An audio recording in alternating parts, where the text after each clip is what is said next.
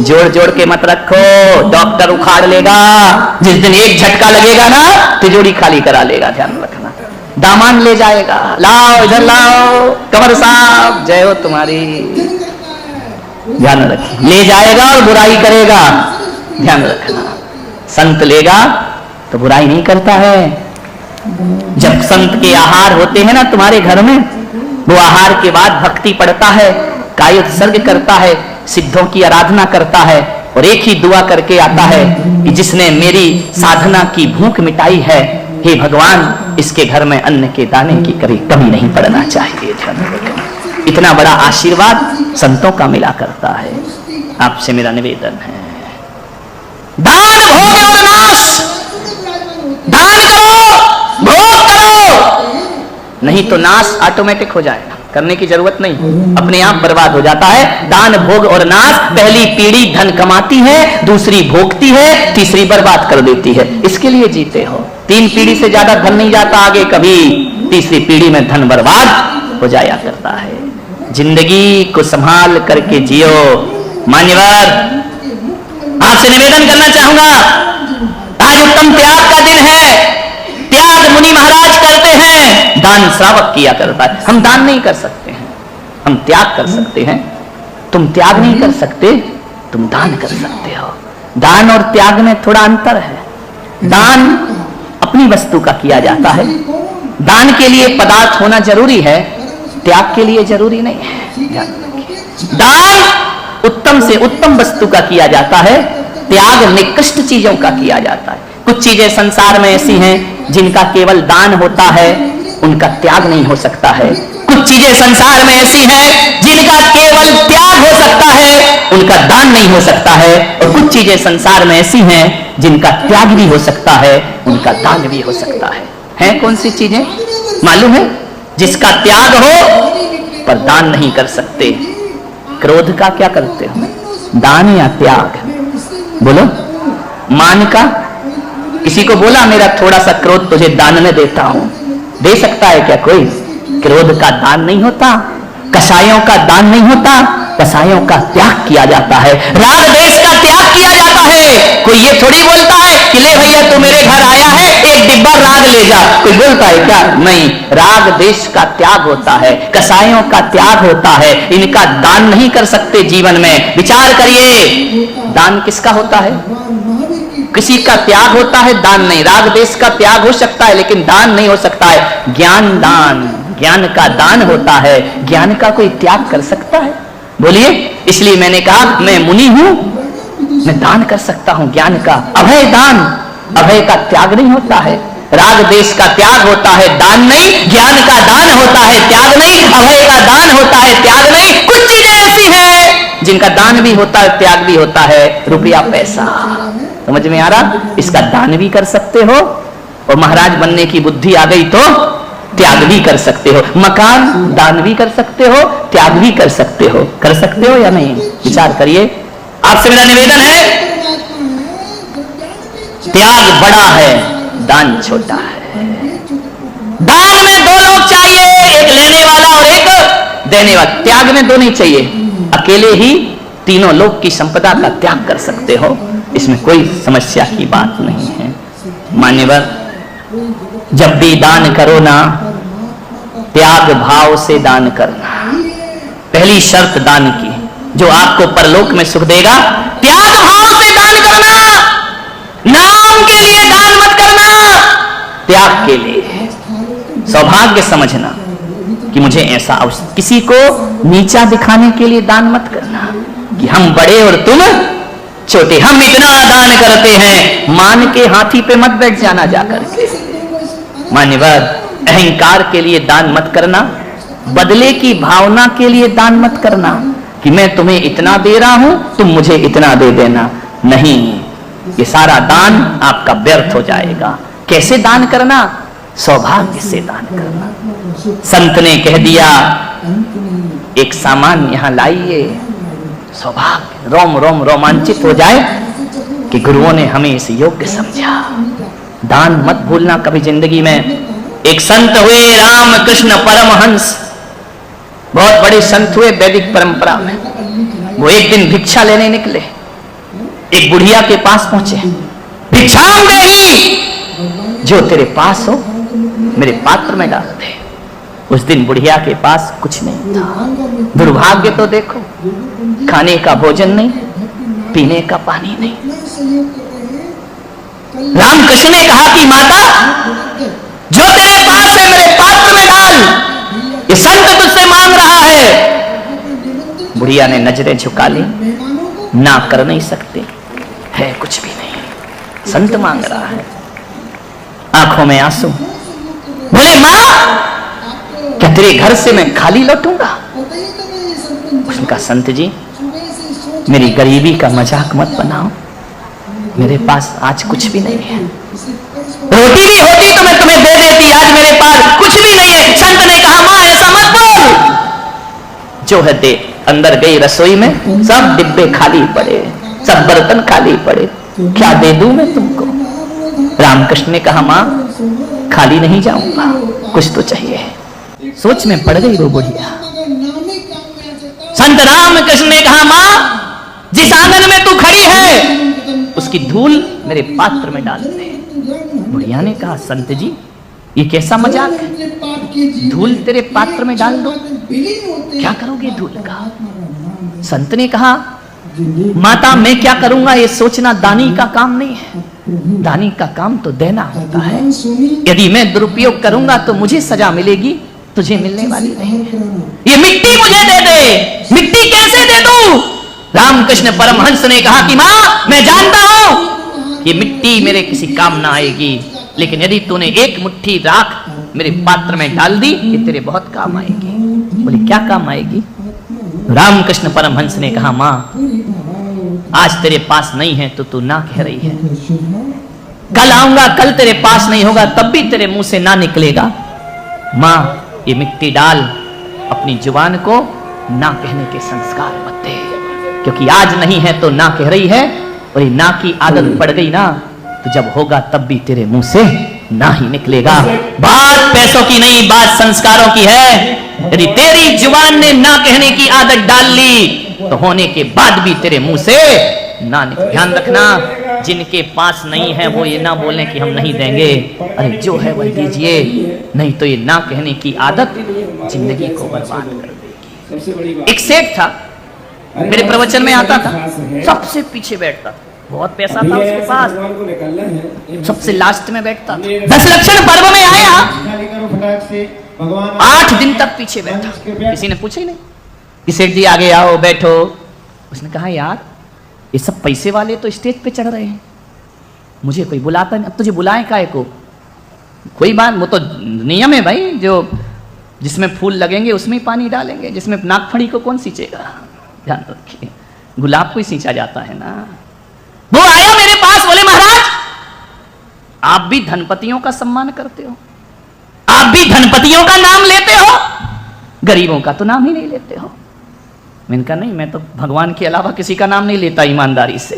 बोले नहीं, मंच पे आप बुलाते हो, जो दान करता है उसको माला पहनाते हो, उसके तालियां बजती हैं, उसको मोमेंटो देते हो। मैं 8 दिन हो गए, मुझे नहीं पूछा। मैंने कहा पूछूंगा भी नहीं। तो मैंने कहा सेठ क्या चाहता है? बोले बरसों से मैं इस शहर में हूं, कोई मेरी तरफ देखता भी नहीं है, पीछे बैठा रहता था जहां चप्पलें उतारते हैं।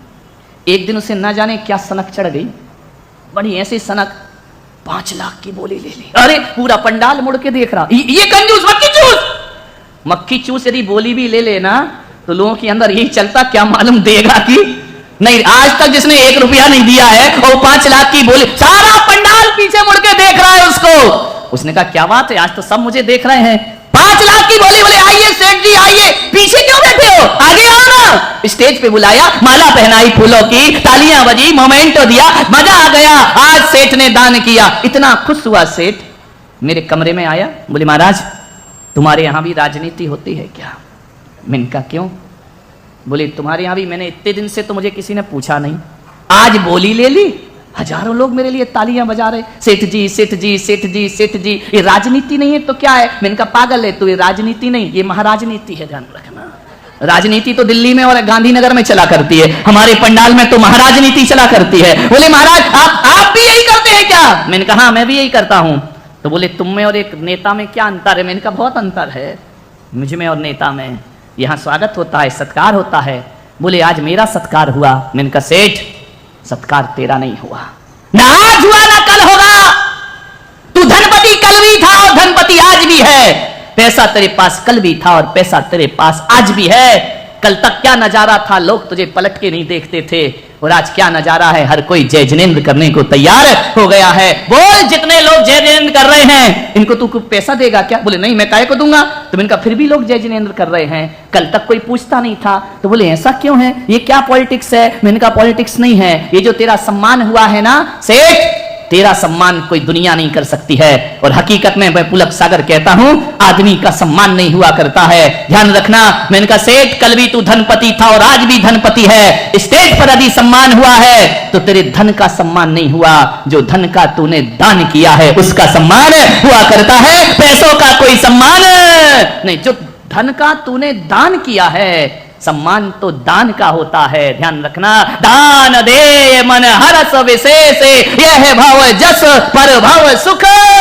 ध्यान रखना, पैसों का सम्मान नहीं होता किसी दुनिया में। पैसे छोड़ते हो ना उसका सम्मान हुआ करता है, उसकी जय जयकार हुआ करती। अभी जो माला पहन के गए 50,000 तो इनके पास पहले भी थे ना? नहीं थे? मैं बुलाता क्या तुमको? अपने घर में करोड़ों भी रखो तो कौन पूछता है, लेकिन जब उस करोड़ों में से थोड़ा दिया जाता है तो स्वर्ग के देवता भी उसको प्रणाम किया करते हैं। हमारे यहाँ जोड़ने का सम्मान नहीं होता, हमारे यहाँ छोड़ने का सम्मान हुआ। छोड़ने की कीमत है, त्यागियों का सम्मान है ये, दानियों का सम्मान है ये, जोड़ने वालों का सम्मान नहीं है। जोड़ जोड़ कर मर जाओ। कितने होंगे करोड़पति जिंदगी में दान नहीं देते, कौन पूछता है उनको? दान दे मन हर्ष विशेष, हर्ष के साथ दान दीजिए। थोड़ा सा भी दिया हुआ तर जाया करता है। मन में श्रद्धा भक्ति लेकर जो तू दान करेगा, और ऊपर वाला तेरा खजाना रातों रात भरेगा। ऊपर वाला तेरा खजाना रातों रात भरेगा। लगे कांपने हाथ बता तू देना कब सीखेगा। जोड़ना ही जोड़ना सीखा, बटोरना ही बटोरना। मेरा तो मेरा, पड़ोसी का भी मेरा, उसका भी मेरा, बस चले तो मंदिर का भी मेरा। ध्यान रखना। लगे कांपने हाथ बता तू देना कब सीखेगा। रोज वो तेरी लेन देन की खाता वही लिखेगा। और कैसे भुना सकेगा रे पगले, कैसे भुना सकेगा रे पगले, जब जमा ही कुछ न करेगा। ऊपर वाला तेरा खजाना रातों रात भरेगा। चंदन वाला के पास हीरे मोती होते ना तो कोई पुलक सागर उसका प्रवचन में सम्मान से नाम नहीं ले रहा होता। चंदन वाला के पास अपार दौलत भी होती तो धार्मिक पुस्तकों में उसका नाम नहीं आता। लेकिन चंदने वाला जब भूखी रहकर किसी महावीर को आवाज लगाती है और कहती है कि आओ प्रभु, जब तक दूंगी नहीं तब तक ग्रहण नहीं करूंगी, ध्यान रखना, उसका नाम अमर हुआ करता है, जो लेने से पहले देना सीखा करता है। मान्यवर, मुनि को भोजन दे फिर निज करई आहारे। शास्त्रों में ये लिखा है, जब तक मुनि का आहार नहीं हो जाए भोजन नहीं करना।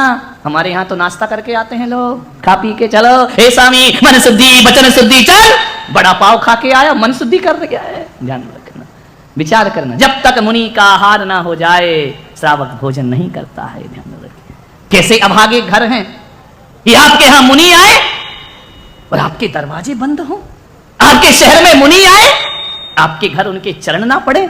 अभागे लोग हुआ करते हैं, ध्यान रखना। संत चरण जहां पड़ जाए वो घर घर नहीं रहता, वो पूजा का स्थान हो जाया करता है। ध्यान रखिए, वो मंदिर हो जाता है। किस काम की दौलत एक संत की क्षुधा ना मिटा पाए? किस काम का वो पैसा कि एक संत तुम्हारे यहां भोजन को ना आए? साईं इतना दीजिए जामे को तुम समाए, मैं भी भूखा ना रहूं साधु ना भूखा जाए। ध्यान रखिए मान्यवर, घरों में चरण संतों की पड़। 16 तारीख से तैयार हो जाइए, मैं भी तैयार हूं, तुम भी तैयार। विचार करिए, संत चरण ना पड़े घरों में, घर बेकार हुआ करता है। मान अतिथि बनकर संत ना आए। एक बात याद रखना, कामी भोगी को कितना भी खिला देना ये आ रहा ना, अभी पारणा होगी, इनको खिलाओगे, खाओ लोगों को, ध्यान रखिए। मान्यवर, असली पारणा वो नहीं होती कि समाज आके खा के चली जाए। अरे असली पारणा तो तब होती है जब किसी संत का तुम्हारे घर में आगमन हो जाए। ध्यान रखिए, तपस्या की अनुमोदना वह साधना होती है। नहीं रिश्तेदार बुलाएंगे, यहां वहां के बुलाएंगे, क्या होगा? आचार्य पद्मनंदी महाराज पद्मनंदी पंचविंशतिका में लिखते हैं कि पूरी समाज को भोजन कराओ, उसमें वो आनंद नहीं आता। मुनि को एक गिलास भोजन दो, जीवन का आनंद आ जाया करता है। ध्यान रखिए, इनको क्या खिलाना? ये जिनने ना पर्यूषण किए, ना संयम उनके पास, ना त्याग उनके पास, उनको खिला के तपस्वियों की अनुमोदना। वाह रे भाई, ऐसे में कोई गरीब उपास करेगा जिसके पास साधन नहीं है? वो भावना भाएगा कि मैं उपास करूं? उपास करने का मतलब 2.5-3 लाख रुपए खर्च करना, ये त्याग की अनुमोदना है। ऐसे में तो मेरे धर्म में तपस्वियों की संख्या कम हो जाएगी। हर किसी का सामर्थ्य नहीं होता मेरे भाई। धनपति हो, अपने धन का ज्यादा दिखावा मत करो, ज्यादा रईसी मत दिखाओ। ध्यान रखिए, चरित्र की अनुमोदना करो। विचार करना है आपको, ये कहां की परंपरा है, कैसी खोटी परंपरा है। कोई उपास कर रहा है, तुम खाने जा रहे हो। समाज में मृत्यु भोज बंद हो गया है, समाज में ये भोज भी बंद होना चाहिए। ध्यान रखना, कोई गरीब कैसे उपास करेगा? क्या वो धर्म की साधना नहीं कर सकता? धर्म की तपस्या नहीं कर सकता? इतनी ही दौलत है तो किसी जिनालय में लगा दो, किसी गरीब को लगा दो। विचार करना है आपको, सोचना है। क्या मतलब शादी में खिलाओ, जन्मदिन में खिलाओ, उपवास में खिलाओ? कितने खाऊ हो रे तुम लोग, कहीं भी जाके खा जाते हो। विचार करिए, सोचना है आपको। ये गलत कुरीतियां हैं, गलत परंपराएं हैं। हमारा पिछला तबका कभी धर्म में फिर आगे नहीं बढ़ पाएगा। ध्यान रखिए, तपस्याएं तो मत बेचो, तपस्याओं का तो ऐसा सम्मान मत कराओ। अनुमोदना करो उसके तप की, उसकी साधना की। मान्यवर, मैंने बात रखी है, करना नहीं करना तुम जानो, तुम्हारा काम जाने। कहना जगाना मेरा काम है। ध्यान रखिए, करते हो नहीं करते हो, खिलाना है खिलाओ और बुला लो। मैं फोकट वाले बहुत से भेज सकता हूं, खिला लेना। नहीं, गुरुओं को आहार दो, गुरुओं की भक्ति करो, जिनालय के प्रभावना में, धर्म प्रभावना में पैसा खर्च करो। मैंने कहा ना, कामी भोगियों को खिलाओगे तो विष्टा बनेगा, ध्यान रखना। और भगवान को चढ़ाओगे तो पूजा बन करके सामने आ जाएगा, पुण्य बनेगा जीवन का। सोचिए, आज उत्तम त्याग का दिन है। कुछ वनस्पति ऐसी हैं जो अपने फलों को दिखाती हैं, कुछ वनस्पति ऐसी हैं, कुछ ऐसी हैं जो अपने फलों को छिपाती हैं। है ना, 2 प्रकार की वनस्पति, दिखाने वाली फल, अनाज, ये अपने फलों को दिखाती हैं। छिपाने वाली जमीकंद, आलू, उसकी वनस्पति उसको छुपा के रखती धरती के अंदर। लहसुन छुपा के रखती है, प्याज छुपा के रखती है, शलजम छुपा के रखती है, गाजर छुप के रहती है। बड़ी मजे की बात है वनस्पति से शिक्षा लेना। जो अपने फल को दिखाते हैं, लुटाते हैं, उनमें बार बार फल लौट करके आते हैं। एक आम अपने फल देता है, अगले साल फिर फलों से लग जाया करता है। एक अमरूद अपने फल लुटाता है, फिर फलों से लग जाया करता है। एक केला अपने फल लुटाता है, फिर बोर की बोर लटक जाया करती है। आलू छिपाता है, ध्यान रखना। जो लुटाता है वो बार बार हरा होते रहता है, जो छिपाते हैं ना वो जड़ से उखाड़े जाते हैं। ध्यान रखना, आलू को जड़ से उखाड़ा जाता है, प्याज को जड़ से उखाड़ा जाता है, जमीकंद जड़ से उखाड़ी जाती है। जो लुटाते हैं उनके पास लौट लौट करके आते हैं, और जो जोड़ते रहते हैं वो जड़ से उखाड़ दिए